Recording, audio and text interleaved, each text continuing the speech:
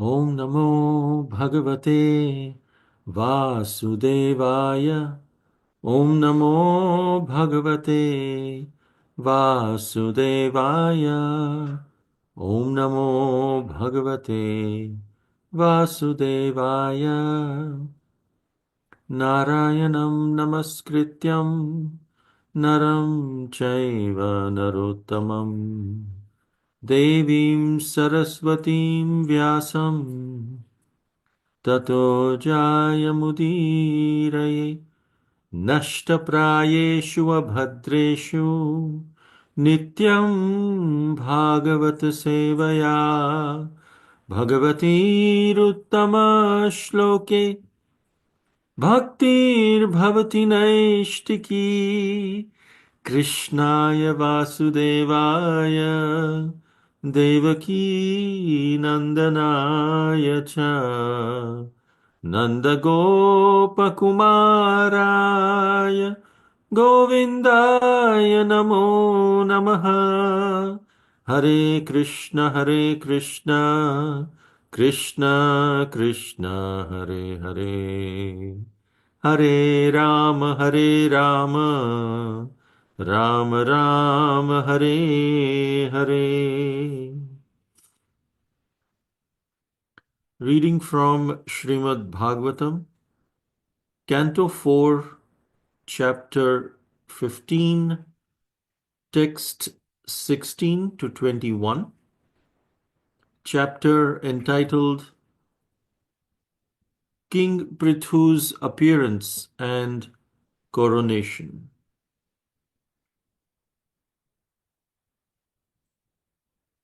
So, Brahma Brahmamayam Varma Bharati Haram Uttamam Hari Sudarshanam Chakram Tatpatnya Vyahatam Shriyam. Translation by His Divine Grace, Srila A.C. Bhaktivedanta Swami Srila Prabhupada. Lord Brahma presented King Prithu with a protective garment made of spiritual knowledge. Bharati Saraswati, the wife of Brahma, gave him a transcendental necklace. Lord Vishnu presented him with a Sudarshan disc, and Lord Vishnu's wife, the goddess of fortune, gave him imperishable opulences. Can someone else read text 17 and the translation, please? Hare Krishna. Vasudha Mataji, you read the sloka, and Anupriya Mataji, the translation. Hare Krishna. Hare Krishna Prabhuji, Dandavat Pranam. Dandavat Pranam. Dasa Chandram Asim Rudra Sata Chandram Tatambika Somo Amritamayan Ashvams Twastarupasrayam Ratham. Hare Krishna. Thank you very much. Hare Krishna Prabhuji Pranams. Translation by Dandavat Srila Pranam. Prabhupada, Srila Prabhupada Ki Jai. Lord Shiva presented him with a sword within a sheath marked with 10 moons, and his wife, the goddess Durga, presented him with a shield marked with 100 moons. The moon demigod presented him with horses made of nectar, and the demigod Vishwakarma presented him with a very beautiful chariot. Thank you, Prabhuji. Hare Krishna. Hare Krishna.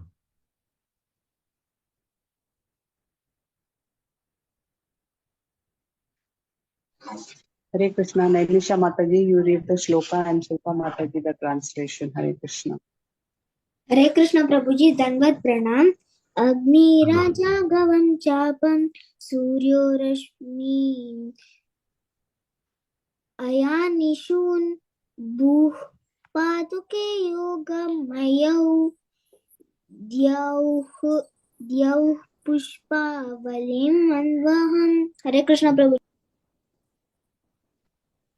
Hare Hare Krishna, Prabhu Dandavat Pranam.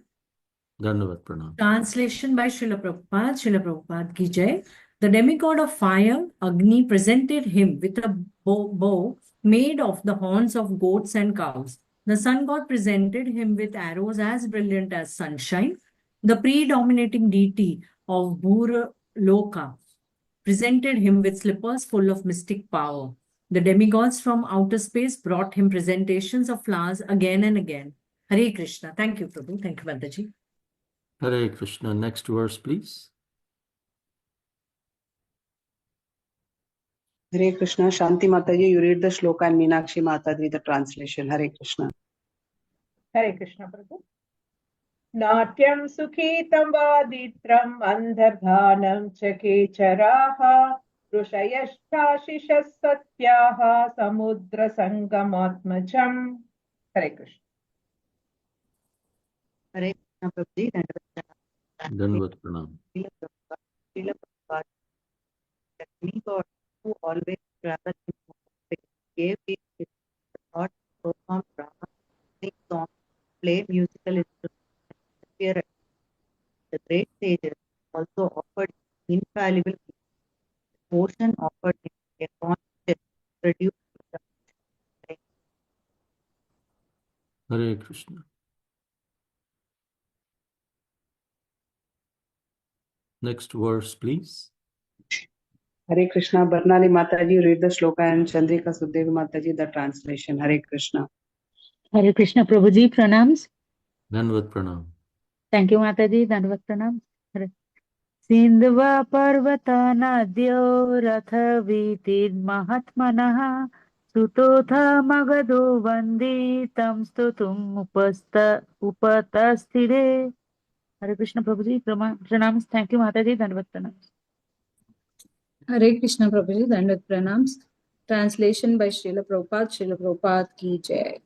The seas, mountains, and rivers gave him room to drive his chariot without impediments, and a Suta, a Magadha, and a Vandi offered prayers and praises. They all presented themselves before him to perform their respective duties. Thank you, Prabhuji. Hare Krishna. Thank you, Mataji.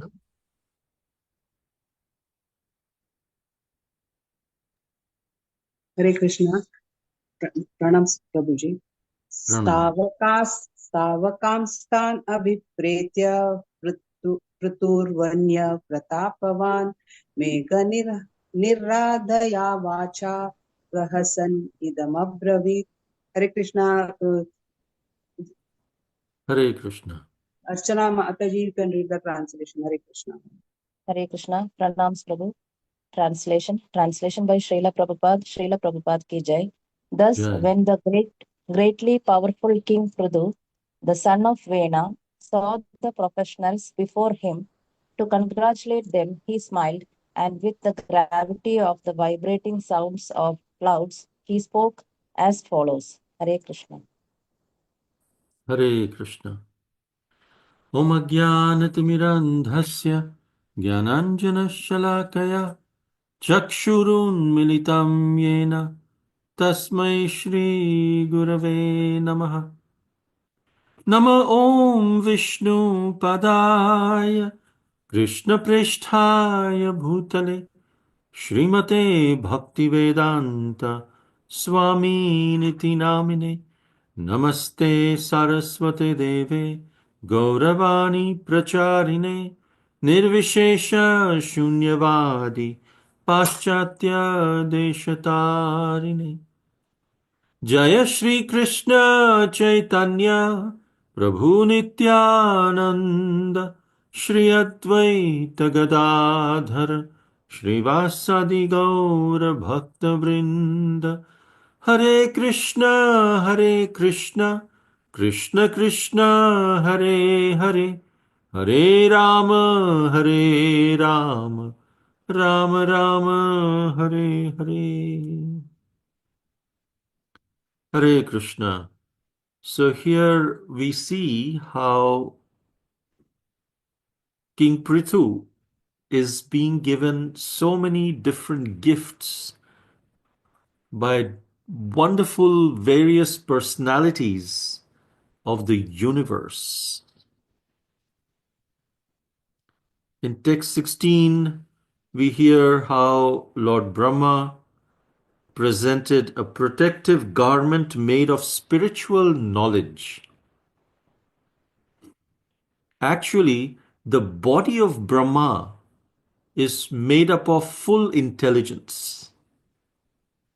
It is material body, but his material body is made up of a very subtle matter called buddhi or intelligence. Just like all of us have a soul, then there is the subtle body and the gross body. Subtle body consists of mind, intelligence, ego, which is man, buddhi, and ahankara. And the gross body consists of the five senses. However, Brahma has his soul, and there is just one body, which is the subtle body of intelligence. That is why he has so much intelligence to become the engineer of the universe. He's not the creator, as many people say. Creator is Krishna himself. Krishna provides the raw materials. Brahma, he's the engineer of the universe. He takes those raw materials and then brings them into different compositions and creates the variety in the universe. And for that, you need a lot of intelligence. What should be made for what purpose, when, how, when it should destroy, what should be its shelf life, everything, for every small atom to the sand, to small pebbles, to rocks, to big monuments, formations. All of that is under the direction of Brahma, and he provided a protective garment made of spiritual knowledge. There is a difference between knowledge and wisdom. We can have knowledge, but applying that knowledge is wisdom. Applying that knowledge for the benefit of the soul, that is wisdom. For example, knowledge is knowing that tomato is a fruit. But wisdom, now some people think it's a vegetable. It is not. It is a fruit. Tomato is a fruit. That's knowledge. Wisdom is knowing how not to put it in a fruit salad. Tomato is a fruit. But if someone asks for a fruit salad, you won't put tomatoes and give them. No, it's a fruit, but not worthy in fruit salad. So wisdom is the application of that knowledge, not just a mental repetition, but actually applying that knowledge and understanding what is correct, what is not.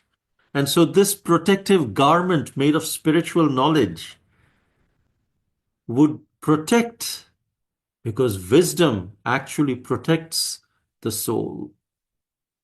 Similarly, Saraswati Devi gave him a transcendental necklace. Here it says Lord Vishnu presented him with a Sudarshan disc. And it is said that King Prthu, he is a partial incarnation of Krishna.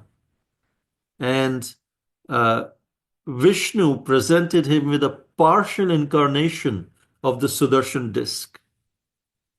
Not the original Sudarshan disc that Krishna has, that Vishnu has.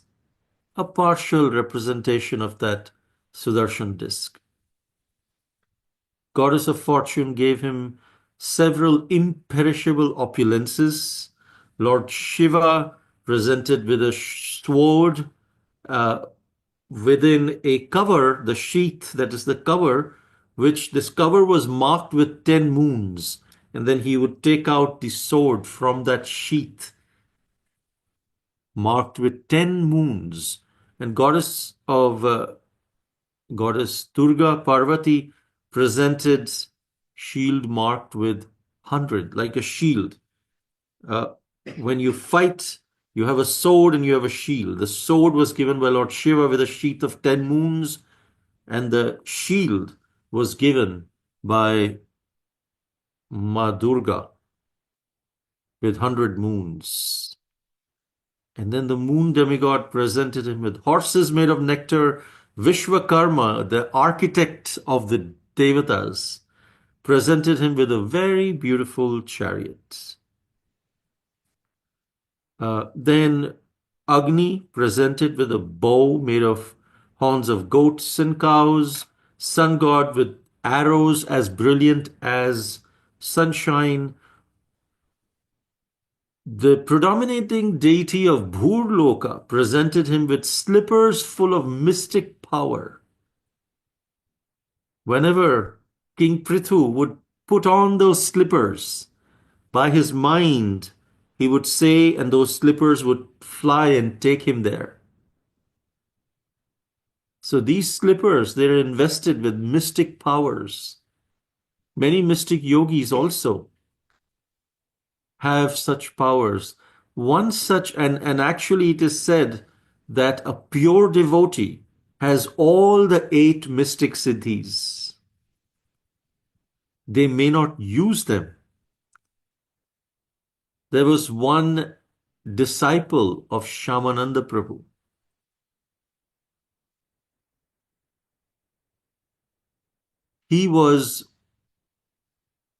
His name was Rasikananda in Remuna.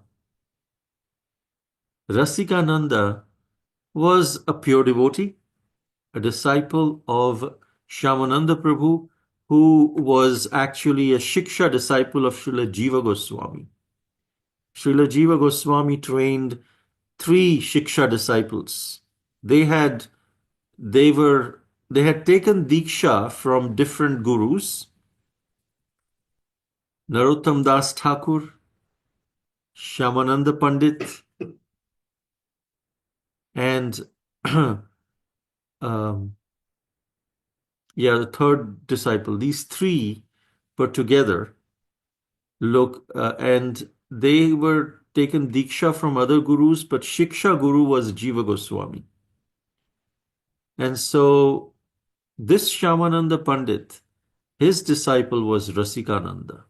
And he was in a village and he was preaching to the villagers about Krishna consciousness, the glories of chanting Hare Krishna, the glories of doing our sadhana properly. And many people were attracted and following his directions. But then one time, a mystic yogi came to the village and he started showing his mystic powers. And everyone was just so infatuated by the show of this mystic power. He could produce ash from the air. He could fly in the air. He could produce food right from there. He would take dip in ocean in one coast and then come out from the other coast instantly and then back. With all these powers, Anima, Mahima, Laghima, Prapti, Siddhi, he could just take his hand out and get whatever he would want, the Prapti Siddhi. Everyone was mesmerized. So much so that they stopped coming to the association, the Sangha of Rasikananda Prabhu. And they would go to this mystic yogi. And Rasikananda Prabhu inquired, what happened? Why devotees, they were chanting Hare Krishna. Why are they not coming anymore? What happened? And so other devotees who were still coming, they said, well, there's this mystic yogi, he has come. Even our devotees are mesmerized by his power and following him. And Rasikananda Prabhu said, what does this mystic yogi do that they're so mesmerized? Oh, he can fly in the air. And Rasikananda Prabhu, this was in the morning. He was just coming out of his ashram. He was doing datun with the neem twigs. Yeah, before the brushes were invented, everyone would brush with the neem twig. And he was just doing datun with the neem twig. And he said, what? He can fly? And he just put down the neem twig, climbed on top of that neem twig, and then he started flying all over around on that neem twig. And then he came down. And everyone was surprised. Wow. And Rasikananda Prabhu said, go and tell everyone that if you chant Hare Krishna sincerely and become a pure devotee, these 8 mystic siddhis will be paying obeisances at your lotus feet. Don't be mesmerized with this temporary show, but be in the path of glory of the soul by chanting Hare Krishna, Krishna Krishna, Hare Hare, Hare Ram, Ram Ram, Hare Hare. Then in the next verse, it is said, the great sages offered him infallible blessings.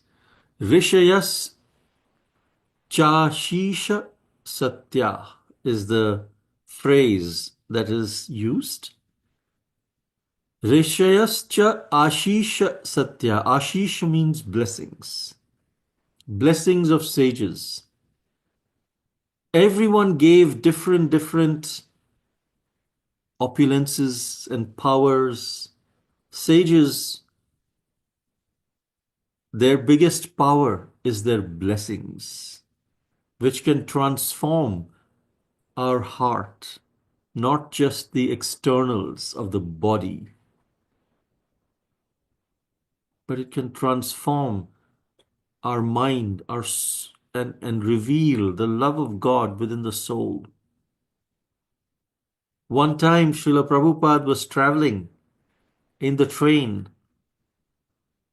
and some rich person came to know that Srila Prabhupada is traveling here. He came to the compartment and he said, Prabhupada, I've heard a lot about you.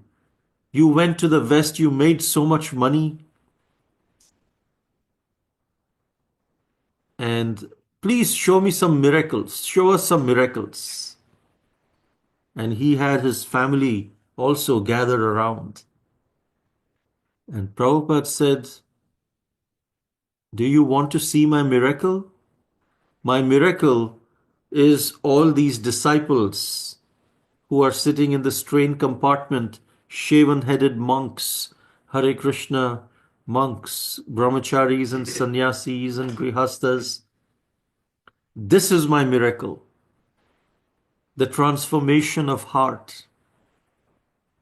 They used to break all the regulative principles, but here they are following so strictly and chanting Hare Krishna mantra regularly every day.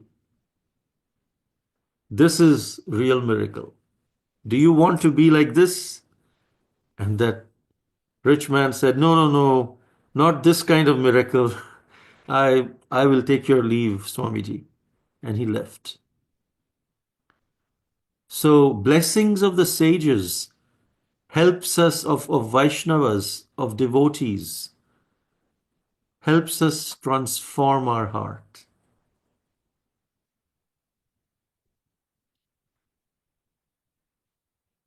So the context of this, why was everyone giving these gifts, is because King Vena was performing austerities on, on the subjects. He was an evil king. And so the Brahmanas, who are the head of the society, they came together and they said, you know what? King is not following our direction, nor is he doing anything for the betterment of the subjects. So they came together, chanted some mantras, and killed King Vena. But from his body, they started churning his body, and from his arms came Prthu Maharaj and a male and a female. The male was Prthu Maharaj, the female was Archi. Prthu Maharaj was a partial incarnation of Krishna. Archi was a partial incarnation of the goddess of fortune, Lakshmi Devi. And that's where it was identified with the markings on his hands and the soles of his feet that he's a partial incarnation of Krishna. And Prthu Maharaj, that's why he's being adorned with these different gifts. He was the emperor of the universe, not just India, but the entire world. Of the world, not universe. So Prthu Maharaj is considered to be an example of Archanam. There are 9 processes of devotional service. Archanam means deity worship. His wife is Archi, and that's why the process of deity worship is called Archana. Archanam.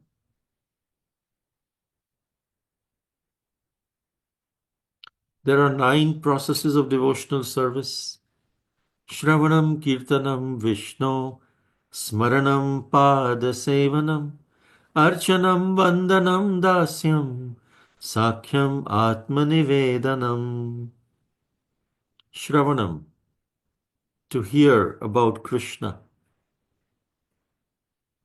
The example that exemplifies the personality that exemplifies Shravanam is Maharaj Parikshit, who sat for 7 days and 7 nights attentively hearing Srimad Bhagavatam from Srila Shukadev Goswami, who is the personality that exemplifies Kirtanam, which is the second process to glorify Krishna. Shravanam, Sukadeva Goswami. sorry, Shukadev Goswami. Who did I say? It's me, Prabhu. Bhagavatam first was spoken by Sukadeva Goswami. Yes, that's correct. Who did I say? I may have said someone else. Okay. Krishna Prabhuji, I was saying Haridas Thakur. Oh, really? Okay. Yes, Shukadev Goswami. My bad. Sorry about that. Shukadev Goswami is the person who exemplifies Kirtanam. Shravanam, Kirtanam, Vishnu. Smaranam. Prahlad Smaranam, Maharaj. yes, is the personality is Prahlad Maharaj. Padasevanam, the personality that exemplifies Padasevanam is Lakshmi Devi. Shravanam, Kirtanam, Vishnu, Smaranam, Padasevanam, Archanam, Vandanam, Dasyam. Archanam is exemplified by Prthu Maharaj. Vandanam, meaning prayer, offering prayers, is exemplified by Akrura. Archanam, Vandanam, Dasyam. Dasyam is exemplified by Hanuman, Sakhyam by Arjuna, and Atma Nivedanam Bali by Maharaj. Bali Maharaj. Yes. So Prthu Maharaj exemplifies Archanam, very elaborate and clean process of deity worship. Srila Prabhupada said that for deity worship, there are 2 main principles. We can do as elaborate deity worship as we want. But if these 2 things are not there, then all that elaborate worship is not accepted well by Krishna. The two important things in deity worship are cleanliness and timeliness. The basics of deity worship is cleanliness and timeliness. As long as we have those two, we can do as elaborate deity worship as possible. And Prthu Maharaj exemplified that. In those days, the standard of deity worship was much, much higher than what we have today. In Kali Yuga, both cleanliness and timeliness is very, very difficult to maintain because of so many different shortcomings that are there in our bodies in Kali Yuga. And when all of these different opulences were given to Prthu Maharaj, he did not get distracted at all from his duties.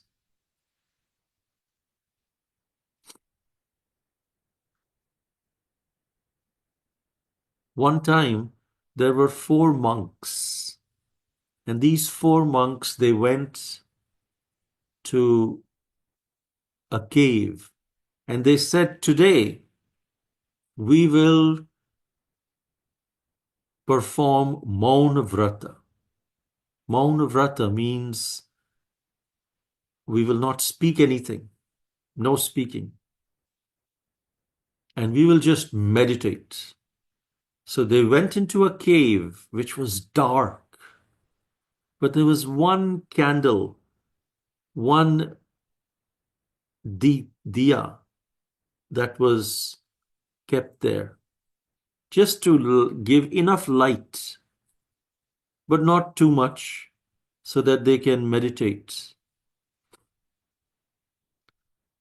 And while they were meditating and performing their Mauna Vrata, in the evening, it started becoming a little darker, but the light from that lamp was enough to illuminate enough. And then suddenly, a gush of wind came and extinguished that lamp. And one of the monks who was meditating, he felt that suddenly there's darkness everywhere. He opened his eyes and he said, "Oh, the lamp is extinguished." And the second person, the second monk, he said, "Don't speak, you broke your vow." Oops. He broke his vow too. Then the third one said, "Don't disturb me." Oops. He also broke his vow. And the fourth one said, "Ha ha ha, all of you spoke, but I did not speak." Oops. And he also broke his vow. And in this way, all of them broke their vow for different reasons. The first monk, he broke his vow because of distraction. The lamp was there, it got extinguished, he got distracted from his meditation.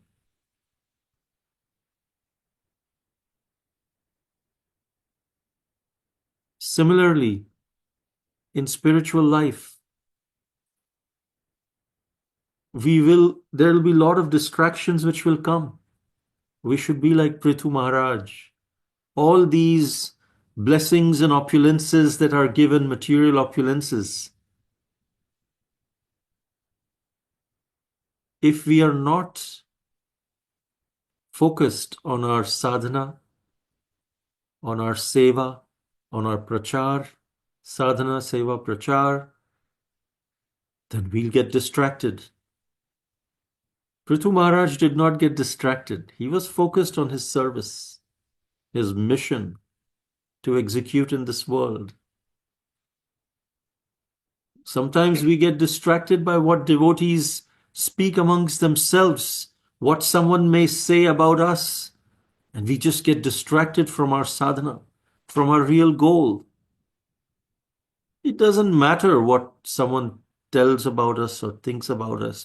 We should deal with it, but we should know this should not distract me from my real goal of chanting Hare Krishna regularly, attentively, chanting 16 rounds minimum of the Hare Krishna Mahamantra, following the 4 regulative principles, performing service and sharing this knowledge with everyone. So the first monk got distracted.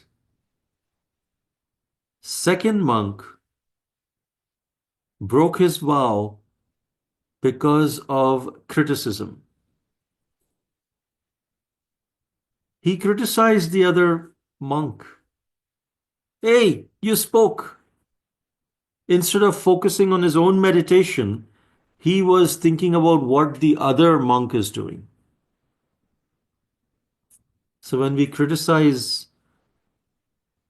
and focus on the faults of others, we get distracted from our goal of pleasing Krishna, pleasing Srila Prabhupada, performing our sadhana bhakti. That's why we should always remember the 3 C's. Never criticize, never complain, never compare. We should never focus on others' faults, not to criticize. Always focus on others' good qualities. Unless we are in a position of an authority, a guru or a parent or a counselor for certain devotees where we are performing the service to improve their faults. Unless we are in that position, we should generally, our attitude should be, let me just focus on the good in others. Because what we think about, what we associate with in our minds, we become that.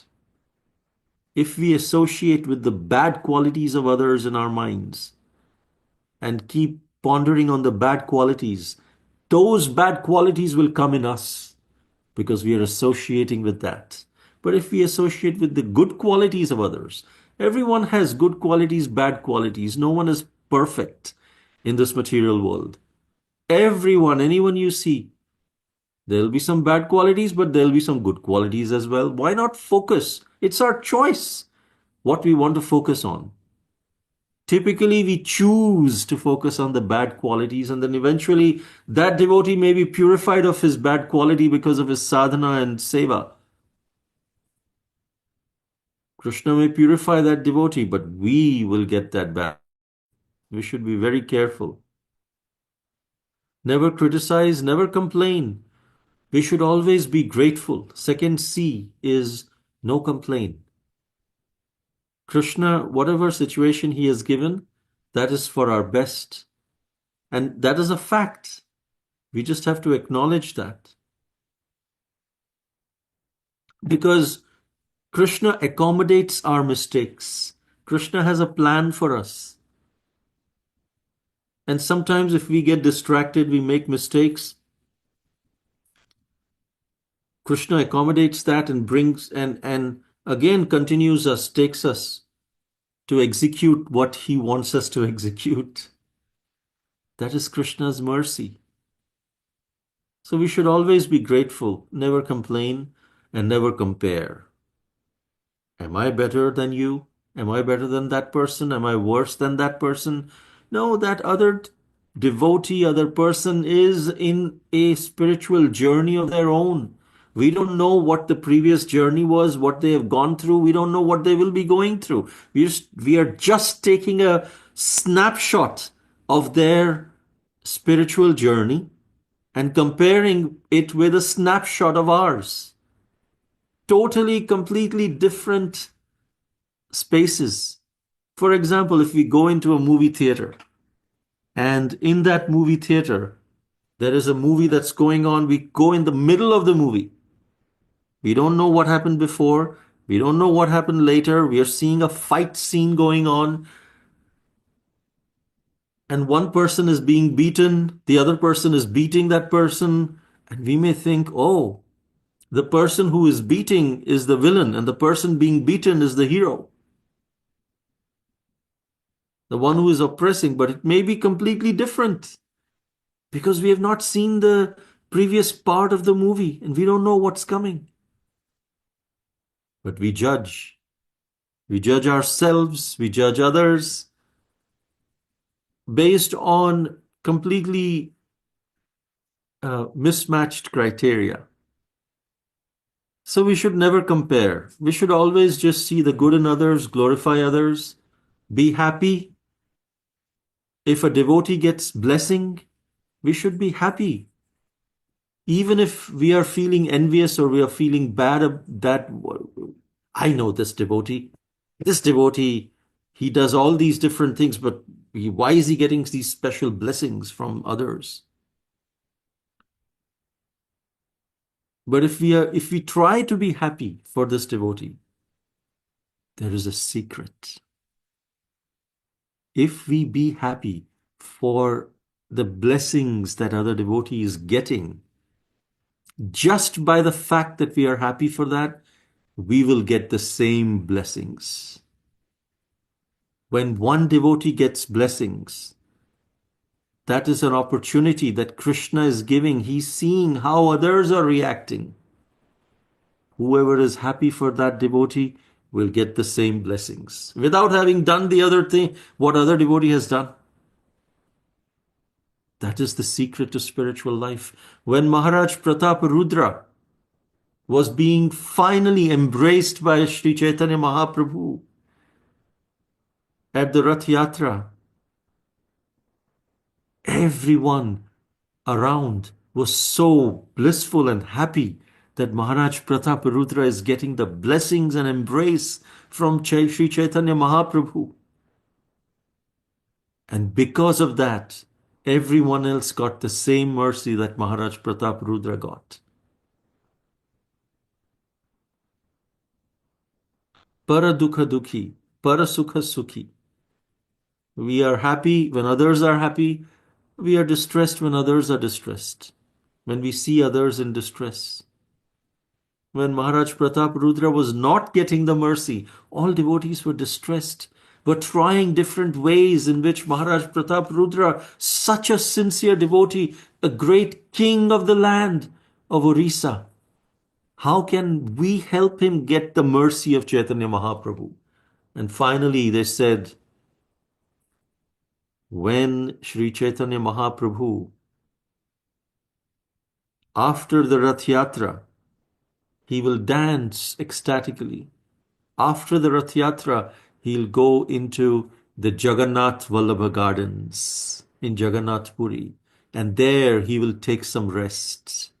At that time, Maharaj Pratap Rudra, you dress as a mendicant, not in king's clothes, as a mendicant. You go there, press the lotus feet of Sri Chaitanya Mahaprabhu and sing the Gopi Gita.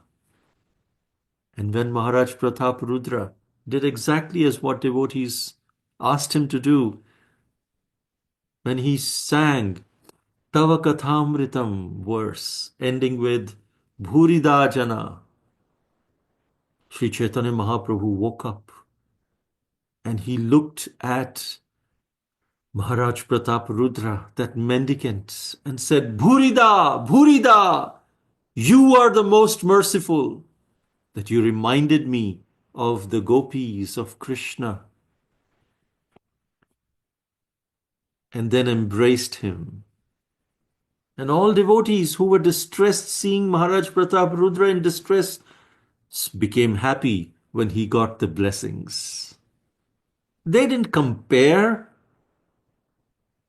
Oh, Chaitanya Mahaprabhu, don't embrace him. They didn't say that. He's a king. Let me expose this Maharaj Pratap Rudra in the clothes of a mendicant. He's actually a king. Mahaprabhu, please don't embrace him. They didn't compare and they didn't want to become envious and try to put him down. They were all very happy and they got the same blessings as Maharaj Prataparudra. So therefore, we learn never criticize, complain, and compare. The third monk, what did he break his vow? Why did he break his vow? What did he fall for? Anyone remember what he did? The third monk? He said, don't disturb me. I am Yes. He fell to which bad quality? intolerance. Intolerance, anger. He was angry.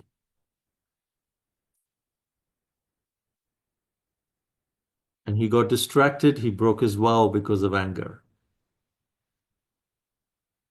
Krishna says that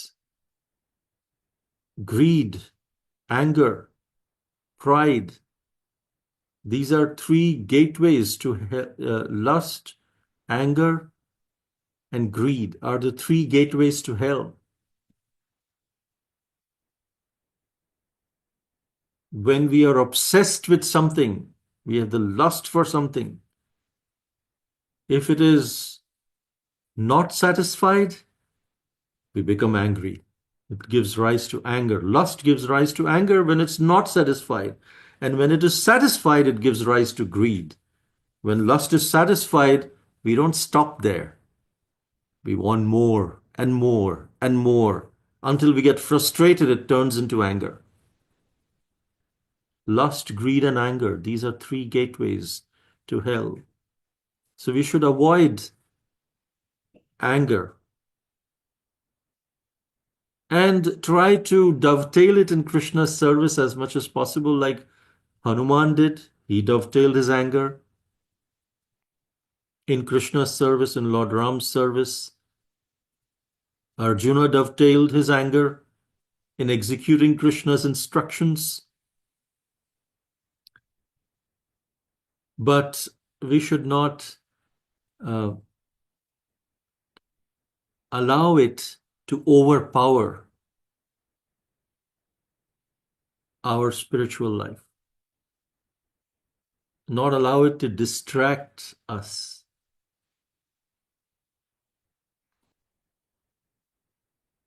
So even when Srila Prabhupada, he would get angry and he would instruct, it would look outwardly that he is angry at a particular disciple. And then once he would say what he wanted to say, again, suddenly he would just switch like this and be very compassionate to another person. And sometimes to the same devotee, and would actually apologize. I'm just telling this for your benefit. That's what Srila Prabhupada would say. If someone is overpowered by anger, it's difficult to then suddenly switch the mood into something else for someone else. That means Srila Prabhupada was not overpowered by anger. He was doing it as a service to correct the disciples so that an impression forms in that disciple's mind and the mind doesn't distract him further. So that is anger. And the fourth monk, what was he? Pride. Pride. He was proud. Yes, he said that all of you spoke, but I did not speak. That is again falling to compare.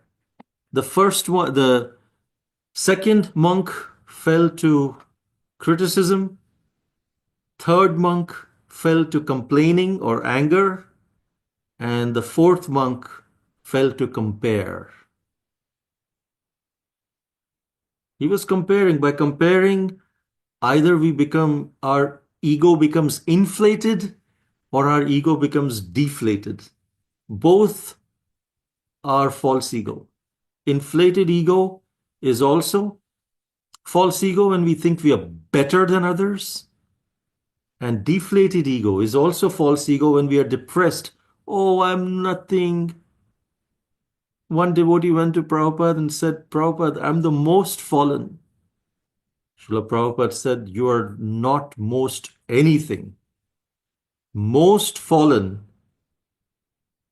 is another side of pride. And so he said, you're not most anything. You're just fallen. Not most fallen. But immediately Prabhupada asked, so what are you doing about it? Don't just sit and cry that I'm fallen. What are you doing? Are you chanting Hare Krishna? Are you trying to improve yourself? Prabhupada was very practical. So compare leads to inflated ego or deflated ego. We think we are better than others. Now someone may ask, well, I am better, I have more, we follow the regulative principles, the others don't even follow the regulative principles. I'm certainly better than them. No. We can think we are more fortunate than them because we have been given this mercy by Srila Prabhupada and the devotees, but never better than them.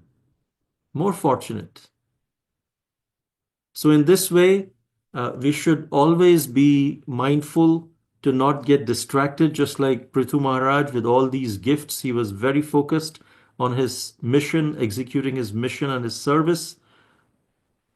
Whenever we say something, we should make sure that we think. T-H-I-N-K. T, before we say something, T means is it truthful? H is it helpful?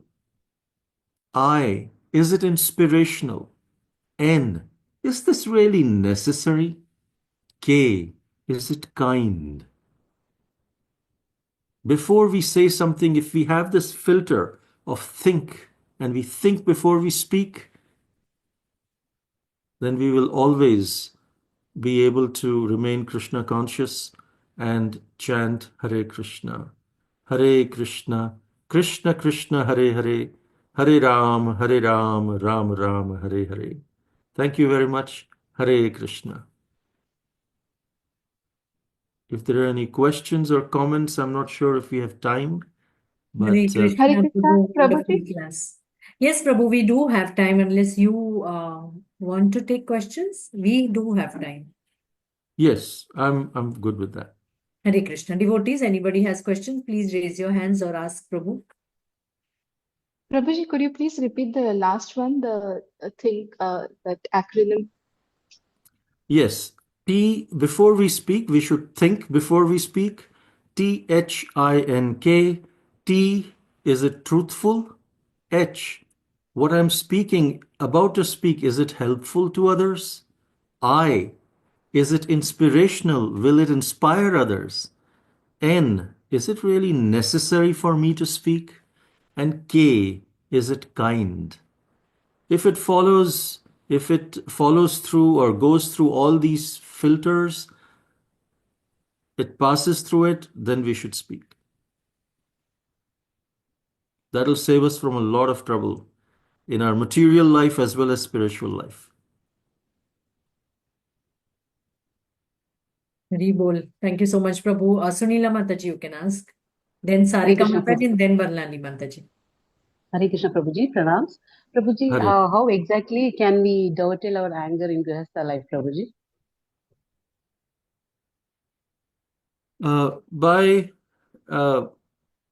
First of all, by controlling it most of the time, but sometimes if we are in a position of an authority to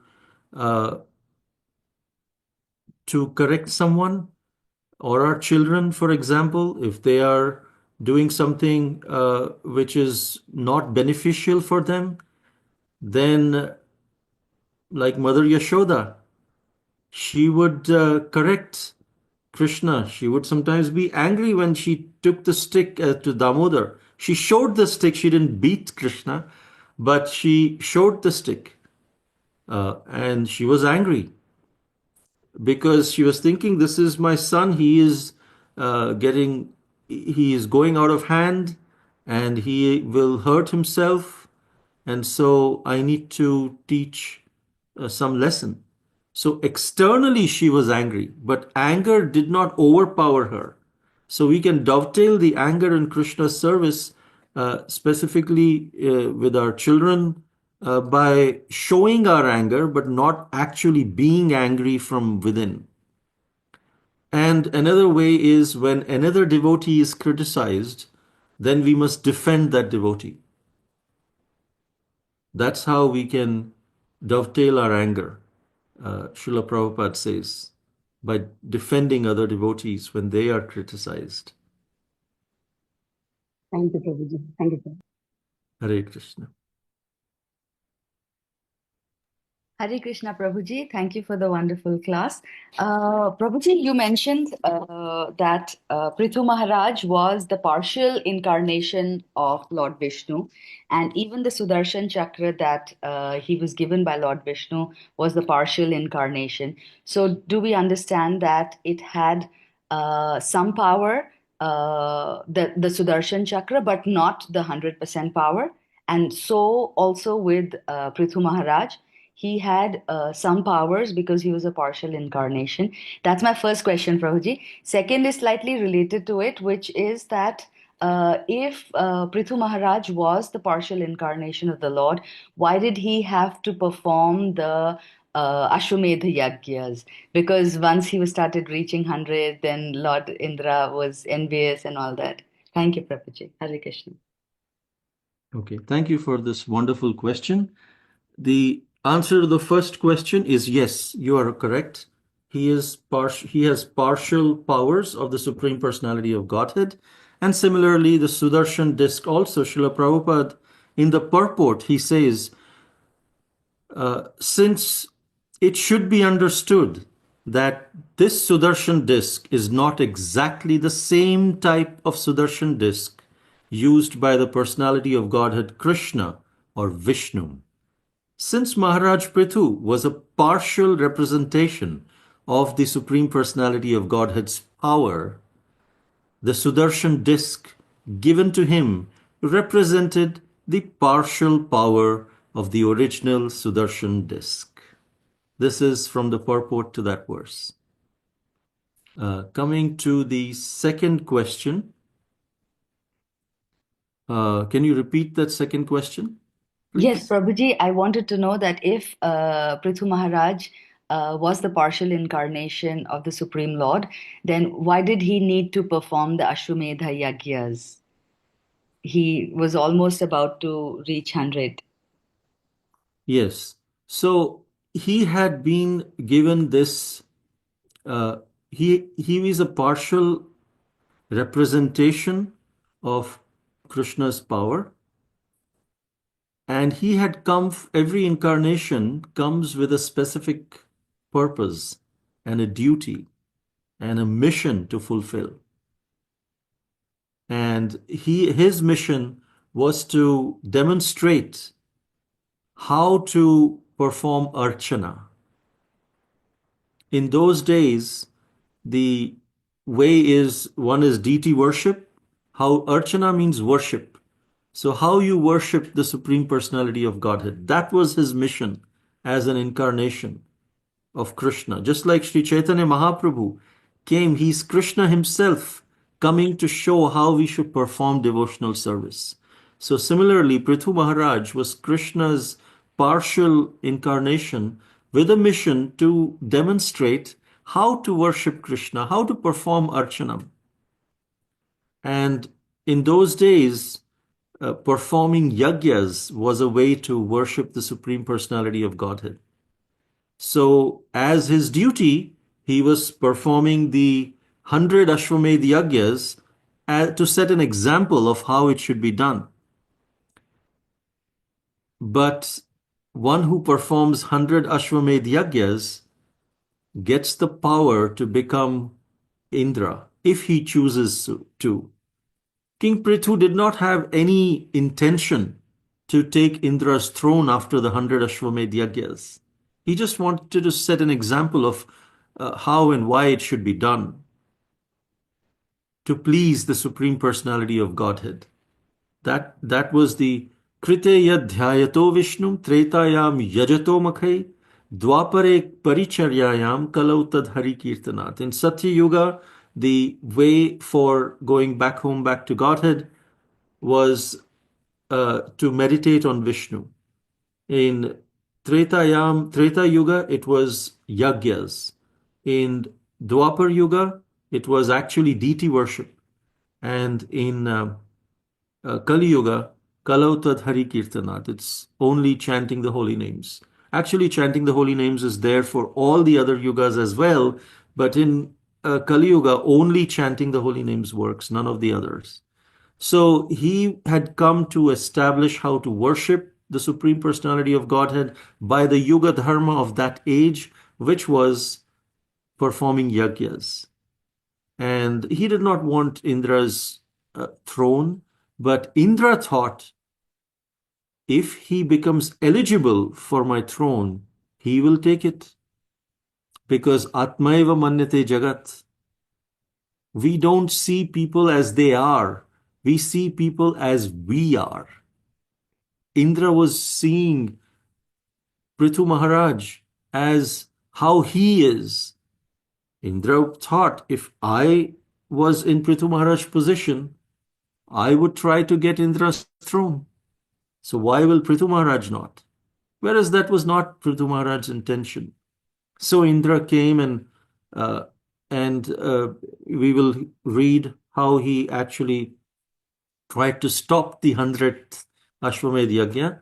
And then Brahma came and told King Prthu that, your purpose is to establish how to please the Supreme Personality of Godhead by worship. By not doing the 100th Yajna, you will please Krishna more than performing the 100 Yajnas. And so he said, that's correct. My purpose is to show how to perform, how to worship Krishna for his pleasure. So we see Maharaj Prthu is more famous for his 99 yajnas than Indra would ever be for his 100 yajnas. Everyone, even in Srimad Bhagavatam, it's recorded for posterity, the 99 yajnas of Prthu Maharaj. Because he showed by his example that the purpose is not to get the power or to execute that ritualistically everything, but it's more important that Krishna is pleased by our efforts than the rituals that we perform. So, does that address your question? Yes, Prabhuji. Yesterday's class, we were told that Prthu Maharaj appeared in Satyug. So by that, then Satyug, they achieve self-realization through meditation. So he Yes. was ahead of his times then. It is not that is the only way, but doesn't mean that we cannot perform yajnas. Sorry, doesn't mean that we cannot perform yajnas, even though meditation is the way to do this. True, Prabhuji, But true. I will get back to you if he was really in Satya Yuga or in Treta Yuga. But nevertheless, even if he's in Satya Yuga, doesn't mean that you cannot do Ashwamedh Yajna. Because that is, if that pleases Krishna. Just like in Kali Yuga, the Yuga Dharma is chanting the holy names. But we have temples in which we perform deity worship. Deity worship is supposed to be for Dwapar Yuga. Dwapare Paricharyayam. Then why are we performing deity worship in Kali Yuga? True. So it doesn't mean that is the only way, but deity worship helps us in preparing our consciousness to chant the Hare Krishna mantra better.